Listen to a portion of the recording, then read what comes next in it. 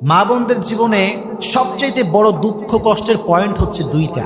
নারীর জীবনের সবচাইতে কষ্টের পয়েন্ট হচ্ছে এই, যখন নারীর জীবনে তার স্বামী খারাপ হয়, এর চাইতে বড় কষ্টের কোনো কারণ তার জীবনে আর হতে পারে না। এটা একজন নারীর জীবনের সবচাইতে দুঃখের চ্যাপ্টার, যার কোনো সলিউশন সে খুঁজে পায় না। একজন নারী সুখী হয় তখন, স্বামী ভালো হয় যখন।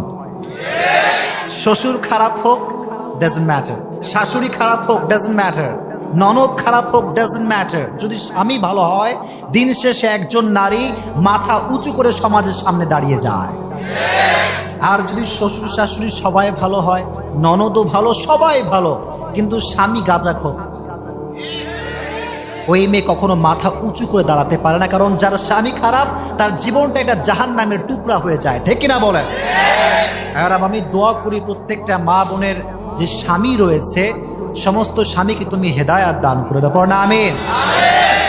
একজন নারী যে জীবনে একজন ভালো স্বামী পেয়েছে, একজন যত্নশীল পুরুষ পেয়েছে, একজন এমন স্বামী পেয়েছে যে সুখে দুঃখে সর্বাবস্থায় তার পাশে থাকে, এসে জ্যাদা খুশনসিব ক্যা হো সকতা হ্যায়? ঠিক কিনা?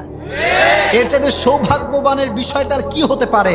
ওই নারী পৃথিবীর সবচাইতে সৌভাগ্যবতী নারী, যারা স্বামী যত্নশীল পুরুষ। ঠিক কিনা বলে? এরা প্রত্যেকটা মা বোনকে তুমি যত্নশীল স্বামী দান করে দিও, পড়না আমিন। আরে যে স্বামী বাছার ক্ষেত্রে মায়েরা বোনেরা ভুল করে, এর একটা কারণ হচ্ছে টাউট কিছু যুবক, বাটপার টাইপের যুবক আছে না নাই? এরা কি করে জানেন? এরা খালি মিষ্টি মিষ্টি কথা বলে, I love you, I miss you. তো যখন, ঠিক না? তো নারীরা হচ্ছে একটু মানে আবেগী হয় একটু বেশি, মুরব্বীরা ভালো করে বুঝবেন। নারীদেরকে যে একটু পটায় এমনিতেই পটে যায়। তো এখন যে যুবকটা টাউট বাটপার, এর যে মুচকি হাসি আর যে সুন্দর কথা, নারী কয় এর মতো সুন্দর স্বামী তো কোথাও পাওয়া যাবে না। আব্বা কয় প্লিজ যাস না, হ্যাঁ টাউট তুই যাস না।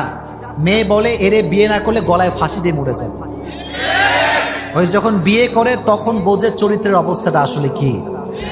এটা ঠিক না। মা বোনদেরকে বলবো, কোনো ছেলেকে বিয়ে করার পূর্বে টাকা পয়সা দেখে বিয়ে করেন না, ছেলেটা চরিত্রবান কিনা এটা দেখার দরকার আছে না নাই?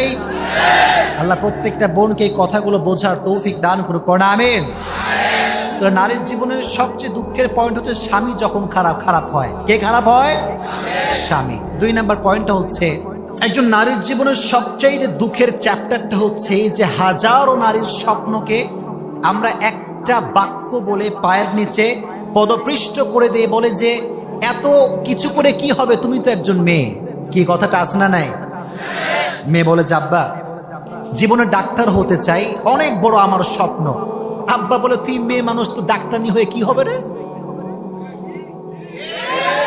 ভাইরে, ইসলাম নারীকে ঘরে থাকতে শেখায়, ঠিক আছে, তবে ইসলাম যদি এই কথাই বলে যে সব নারী ঘরে থাকবে, তাহলে যখন আপনার ওয়াইফ প্রেগনেন্ট হবে, কথাগুলো বুঝবেন, দামি কথা বলছি, ফালতু কথা এগুলো না।